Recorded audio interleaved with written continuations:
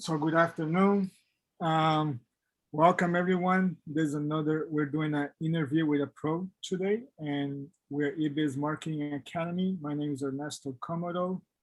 I'm one of the partners along with Omari Valentine, sitting right next to me here. And today, or the whole month of April, we've been doing, because of Earth Day, has been Earth Month. And so today we have the pleasure to talk with Taj Eldridge. Um, Taj is, I know him for a few years now. We did a project when he was at a fashion company, and I was really happy when he moved to the Los Angeles Cleantech Incubator, LACI, down here in downtown LA by the Arts District. So I just, during this Earth Month, I just thought about Taj. I really like Taj is full of resources, very knowledgeable on small businesses, on ventures. And the area that I focus on is South Los Angeles, and he knows a lot of startups in South LA. So I always have a good time talking to him. So good afternoon, Taj. How you doing, man? Good. Amara, Ernesto's good, man. Thank you for inviting me, and thank you for highlighting Earth Day. I think that we tend to forget that a lot of times, and I just posted a few articles on LinkedIn that, climate change, environmentalism impacts communities of color at disproportionate rates. So we want to make sure that we're providing the technologies and the founders and the capital for our communities. Oh, cool. That's great. Great. Yeah. Again, I want to reiterate Ernesto, and thanking you for joining us. It's really great to have you on and to meet you. This is our first time meeting, so awesome. Yeah. Cool, Taj. So, being a LACI, what is your role, and how do you help other like businesses of color, like you said? Yeah. Absolutely. Thanks, Ernesto. So maybe I should begin and kind of give a brief overview of what LACI does, and then my relationship and my role there. So LACI, like you said, stands for the Los Angeles Cleantech Incubator. We were founded about 11 years ago as a partnership between the city of Los Angeles, the county of Los Angeles, and private donations with partners such as BMW, Wells Fargo, and others. We are a nonprofit with about 45 plus employees, located right across from Skid Row in the Arts District. We focus on really helping founders really create a green economy in clean tech, which means renewable energy, electrification of transportation, and circular economy. The interesting thing is, even though we work with tech companies on those spaces, we also work with small businesses. And that's the thing that Ernesto and I was talking about at one point in time. We have a program called FBA, Founders Business Accelerator. And what that program does, we've had graduates of the program such as South LA Cafe, Creed Academy, Plastic Jesus, which is an artist. And the whole idea is that we're working with companies in South LA, East LA, and other districts to really do two things: showcase sustainability in everything that they do. Number two, to take a lot of the ideas that we work with startup companies and tech companies and apply that to small businesses. And then thirdly, which I think both of you would enjoy and appreciate, we give them a voice. We help storytell and ensure that the public knows about these companies that we work with. My role as Senior Director of Investment, I really do two things. I help them find where the money resides, and I also tell them about ways of fundraising and ways to raise capital. Okay, that's great. Wow. Okay, cool. That sounds really good. It's a really good kind of initiative to be involved in, and it's great that you're helping out small businesses. What are some of the companies that you guys have helped to launch? Yeah. Well, I would love to give four if I may. So I think the thing about what we do is that we talk about, we want to build an inclusive green economy, which means we want to get more of the technologies that we implement for Black and brown folks and communities. So I'll give you a perfect example. When I first came to California and I first saw scooters, which is clean tech micromobility, they were typically all in Santa Monica, all in the West Side, which has a very interesting profile. But that type of commodity and that type of technology could be used in South LA, could be used in East LA. And so little things like putting a basket on the back of a scooter can transform that from the vehicle that's used for that to a really good utility to be used for shopping and everything else. The companies that we have that I really love is a company called Circuit that right now is operating in Leimert Park, is providing free electric bus shuttle services in Leimert Park. A really great company. Another company I like to highlight is Amp Air. They're an electric airplane company located near you in Hawthorne, at the hangar, and in South Bay rather, and they create electric airplanes, and they just got acquired. They were just acquired for $100 million from Surf Air. Really great company. Another company that we work with that was born in South LA from a female founder named Camille Terry, is Charger Help. They're in the intersection between workforce development and EVSE charging, which means that she's training a number of people to go out and repair the charging stations that the electric vehicles use. So as more electric vehicles come on market, we need to make sure we have the infrastructure, all the gas stations for the future.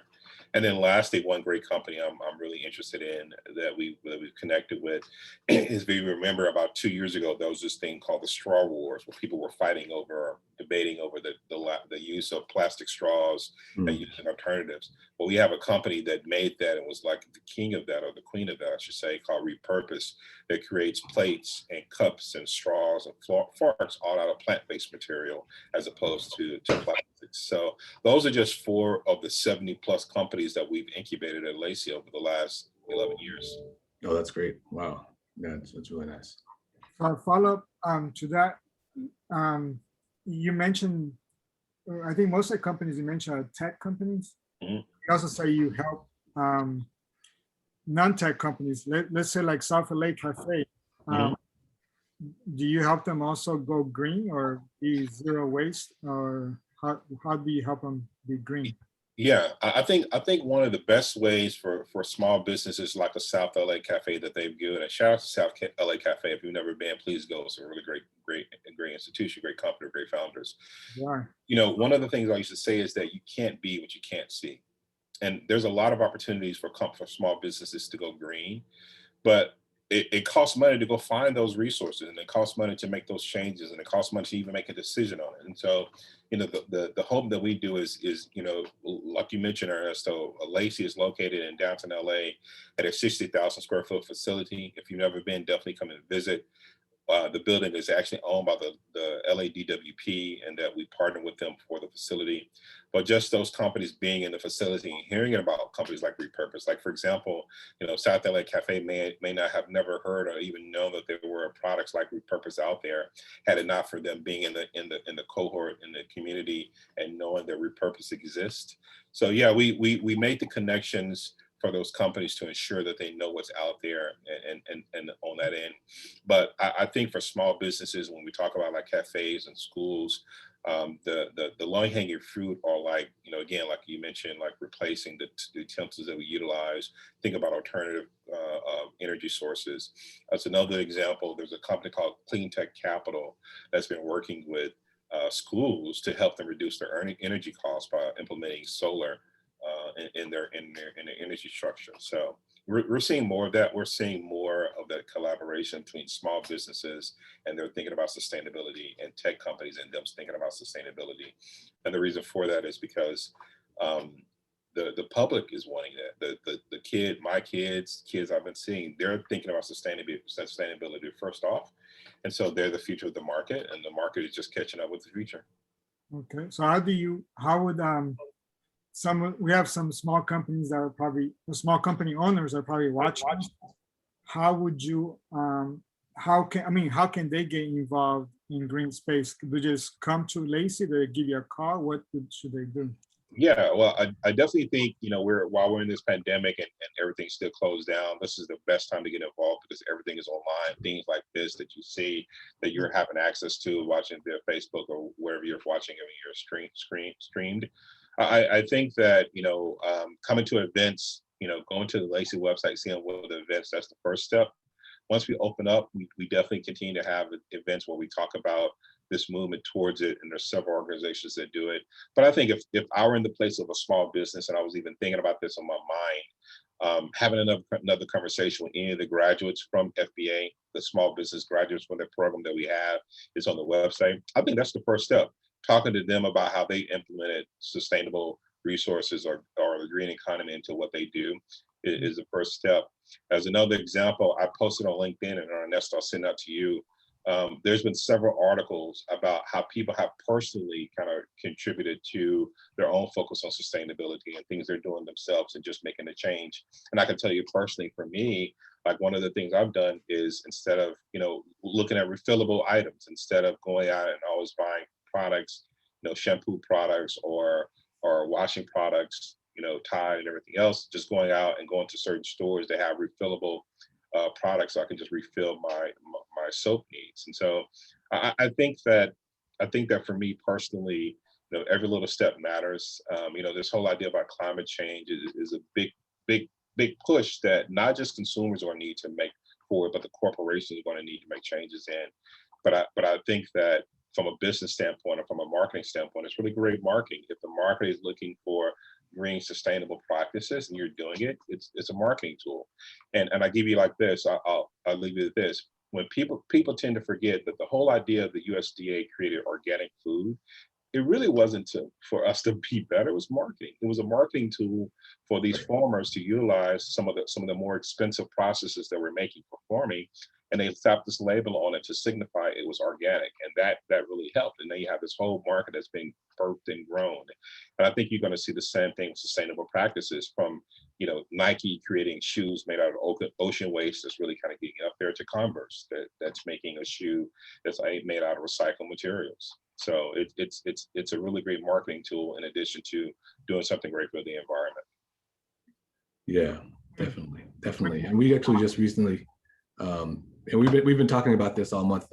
Just ways that businesses can get involved, ways that you can, whether it be improving your carbon footprint, reducing your carbon footprint, or looking at opportunities to incorporate sustainability into the business model, or connecting with companies through a partnership to build sustainability into your business model. What are your thoughts on that? What do you think that a small business can do? What do you think are some good opportunities for companies to try to build in sustainability? Yeah, Omari, good question. I think, again, if I was a restaurant, I think some of the small things to do. There are several suppliers out there providing plant-based cups and papers. I think one interesting thing during the pandemic that I saw that has been really, I think will continue as we go on, is something like menus. If you've been out to go eat recently, you've known that, number one, because of the pandemic, you're no longer given menus, but instead are using QR codes for you to look up the menu on your phone. And that's creating a habit that people are doing. And I think, honestly, when the pandemic is over, God willing, there'll be an opportunity for us to continue some of these habits. So like that is a way to reduce waste of printing menus and printing paper for restaurants and things like that. So I think that there are small steps like that, and there are bigger steps like looking at the way you use your energy consumption if you're a small business, and looking at renewable energy as a way to offset some of that. There's a big market that's coming out called carbon offsets that larger companies are looking at, and even smaller people are thinking about doing it as well, with companies such as Sylvia Terra, which is focusing on making people think about planting. And it could be something as even small as just plant. There's a gentleman in South LA by the name of Ron Finley who created something who's jokingly called the Gangster Gardener. And even one of the things he's doing is really showing people about urban farming and how to grow.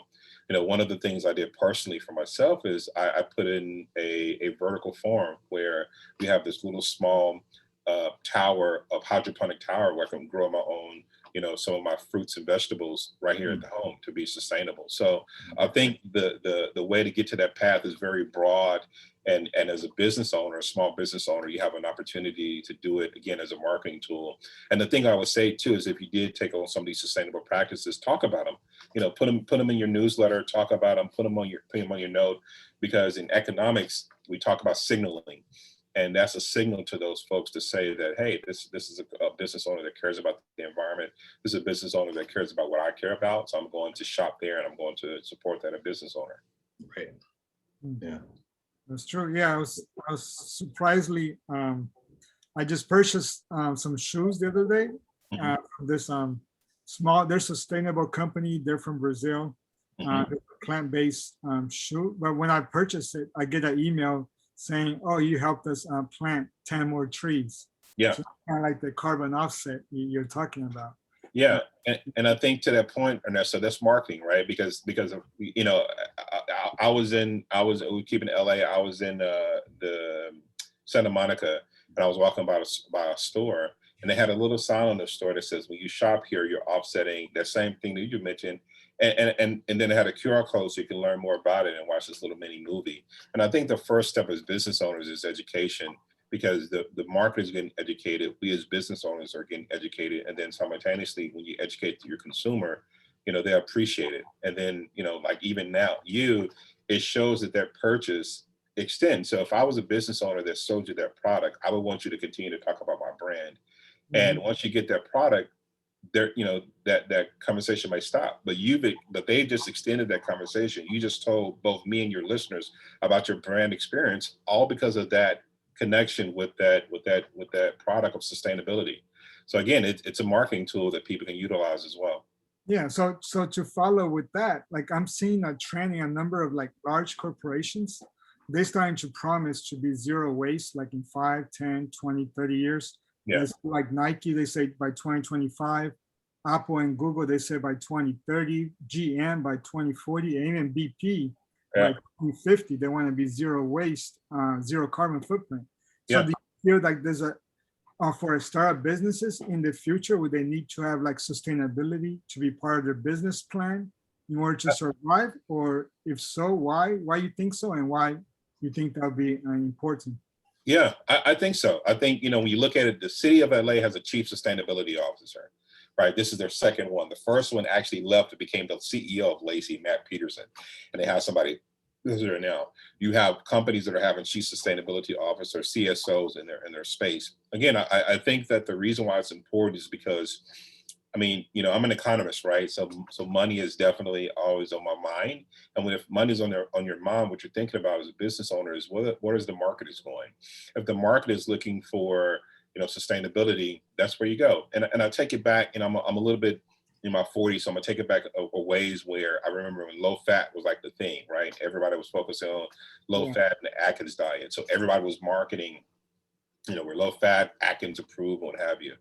And it was, even though it was a fad and it changed over time, we've seen that reiterate from that to gluten-free to everything else. And again, another piece of signaling. And I think the same thing is going to happen on sustainability. I'm unsure how long will it last. Will we have this exuberance and, you know, 30 years from now? But I think with the way they have it set up, just like you mentioned, with these whole plans that are for 10, 20, 30 years, we know at least at time, the conversation about sustainability is going to be continuing. And I think for small businesses, it's an investment to make that'll get a return because everybody's talking about it. And I think further, when you're talking about, you know, these actions 20 and 30 years, I just mentioned how the young population, the Gen Z and later, that's what they're talking about, and that's what's on their mind. And so I think it definitely makes business sense, because those young people will be the market in the future. And if the market in the future is wanting and desiring sustainability, that's where you should skate to. The whole idea is about, you know, if I put a hockey player analogy or even a basketball analogy, you go into where the ball is headed to, not where the ball has been. And I think that's where the folks who are thinking about this now, that's what they're happening. And I'll be honest, that's why a lot of the small businesses that join FBA, the program that we have at LACI, I think that's been top of their mind is the fact that they wanted to really kind of focus on sustainability now and use it as part of their business model. Right. Yeah, I think that's really important. And I know obviously you mentioned that there are some really great benefits for businesses as far as being able to market sustainability. And I was wondering if you had any thoughts about other benefits. One of the things that I've talked about recently was Also the benefits to the company culture, being able to have sustainability as part of your practices. It's also, you can encourage it within your company culture. So absolutely, it not only that, Omari, from a company culture standpoint, it also helps you with recruitment for your company as well, because you're going to have people who are looking at, you know, companies and how they react to it and how they focus on it. And I give you an example is if we equate sustainability practice to, let's say, practices on diversity and practices on diversity initiative, there are several people who make decisions, and rightful so, on companies that they want to connect with based upon the way that they have their diversity initiatives. And I think you're going to see the same thing with the sustainability side. And again, I think that in 10 years prior, you know, would this have made sense? I think it was too early. I think it was too early then because you had a lot of investors who lost money in the clean tech space. And I think for small businesses, a lot of decisions to make, they were too early. But I think now, you know, because not only the political environment is pushing forward, you know, when the president talks about infrastructure and talks about clean tech as part of that, or climate change as part of that, again, the conversation is going to be there. And I think now people are realizing that when we talk about sustainability, when we talk about climate change, it's not just, you know, save the pandas and save the elephants for the future, but it's a public health issue. Because when we look at things like Flint, when we look at things like Texas and their grid system, those are things that are happening to us now. When we look at job creation and everything else, climate change or sustainability is about job creation and new jobs are being created. And lastly, it's about social justice, because like I said before, you know, the areas that have most of the impact with climate change and with the lack of sustainability are communities of color.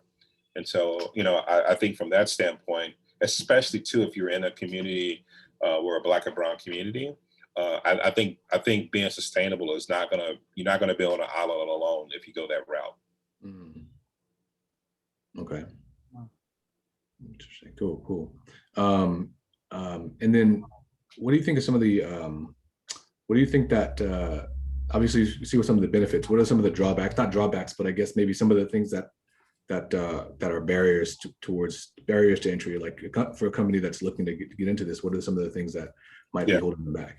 Yeah, absolutely. Great question. I think, you know, rightly so. For examples that I gave, like with companies who want to make the switch using companies like Cleantech Capital and others to make the switch from renewable energy, there is a cost standpoint. If you're in a homeowner and you've been inundated with the solar salesmen and women who come in, it could be not only a cost, but a time cost too of knowing who's the right company to utilize. So that's something that I think about, both the cost and decision making and the cost of actually implementing. I think on the cost for decision making, the best way is to really connect with organizations like, find people who work at organizations like LACI, Elemental, others who are in the space, and just have it. And I think one of the things that we're thinking about, and now I'm thinking about it, and this could be something that we can do together, is perhaps there should be like a small panel that talks about this explicitly for small businesses and gives them ideas on how they can go greener. And I know the cities have been doing it, but that's another option. I think another barrier too is just access, because you might be in an area, like, give you a perfect example, like I'm talking about the scooters and cars that are electric vehicle. You may want an electric vehicle, you may want an electric fleet for your company if you're doing deliveries, but you don't have charging infrastructure. So that's another barrier that I think that can hurt too, is not having all of the technology in place to make that switch for you to be sustainable.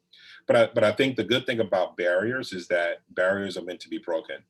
And I think when I think of barriers, for me as an investor, I think of those mean opportunities, and opportunities to fund companies and firms that can reduce those barriers and make it open for small businesses. Right.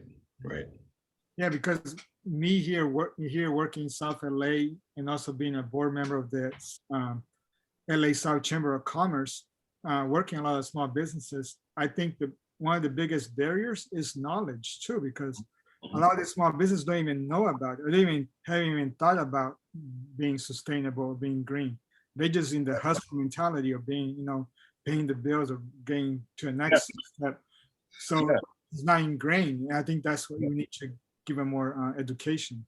Yeah, and if I could say, Ernesto, I think you're absolutely right. And also, too, the reason for that is because historically, like I mentioned, when people talk about going green, it never, like, we make changes. We're humans. We make changes when we do the flight or fight. When something hurts us or something impacts us, then there's change. And if I may, I want to tell a personal story about the effects of climate change and the effects of clean tech. Since 2018, I've been on dialysis because I have a disease called FSGS, which is a rare kidney disease that many of us think has been impacted by and exacerbated by the environment, by pollutants in the air, by the food that we eat that have carcinogenic materials in it. And so being on dialysis since 2018 is a constant reminder of climate change is real, and it's an impactful thing for us right now. And I think for small businesses, again, you're going to need the way to see how climate change is going to impact your business. And I give you another perfect example. One of the companies I was an investor in was in the wine space. And as people realize, wine is a really agriculture product. They're farmers. They're growing this ag product, grapes, to turn into wine. Well, they're impacted by climate too. They're impacted by the lack of water that's in Northern California, that's in Napa and Sonoma. There's impact in their businesses. So I think, if you're a small business, you're going to begin to see how climate change and how environmental factors impact your business, and it'll put sustainability on top of mind. I'll leave you with this too. In Jackson, Mississippi, majority Black town of Jackson, Mississippi, they had a water shortage. And that put this idea of water and the importance of water on the minds of not only the residents, but the business owners too. So we don't need to get to that point where there's a catastrophe, or there's a health catastrophe or a business catastrophe to think about it. And I think we need to start having those conversations now. Okay. Amar, where are you dialing in from? Sorry, that's the audio. I'm in Hawthorne in the South Bay. The audio glitch. Hold on a second. Oh, you got audio on the Facebook. All right. I like that. Thank you, Taj. So before we end here, I just want to, I want to thank you once again. It's always great talking to you. You got so much knowledge, man, on South LA. I love that. Even though you're from Texas, right? So Absolutely, man. You you know this area right here. So I really always like listening to you and ideas what's going on. So I want to leave you the last few minutes if you want to give a plug to your companies or. I definitely want to plug one great company that was born and raised in South Los Angeles. And this just kind of shows you what makes me happy about the things we do. Again, the founder, her name is Camille Terry, and she founded this company called Charger Help. And actually, shout out to the late Nipsey Hussle. We started at Vector 90. We did an event at Vector 90 with Techstars, and she was one of the founders that was there. And so, shout out to all the people that were there trying to build their company and live their dreams. But she started there. She won the competition that day. She came to LACI. We worked with her. She ended up going to Grid 110. Shout out to Grid 110, which is an amazing organization. Their applications are open right now if you want to join. And now she's raised $3.2 million that she just closed to really impact communities like South LA. And so, I just want to say that it took a year from her to do that to where she's at now. So that's all to say that there's opportunity out there. There's ways for you to really get involved. And what I love to see is that there's talent in South LA. All we need is the opportunity. And I always say that talent is universal. You went from 0 to 2 million? What's that? She went from 0 to 2 million in a year? She raised 3.2 million. She has 3.2 million in venture capital funding. In 1 year? Yeah. Wow. Pretty good. Wow. Absolutely. So shout out to Charger Help. They're a great company in South LA. One of LACI's portfolio companies as well. Awesome. Yeah, appreciate you coming on. This has been all really, really informative, and definitely a great way to cap off Earth Month. But it's obviously things that are really important for us to be, to focus on all year long. So definitely grateful that you came on. Absolutely. Thank you, gentlemen. It was a pleasure. Thank you so much. Thank you. All right. Bye-bye. All right. Bye-bye.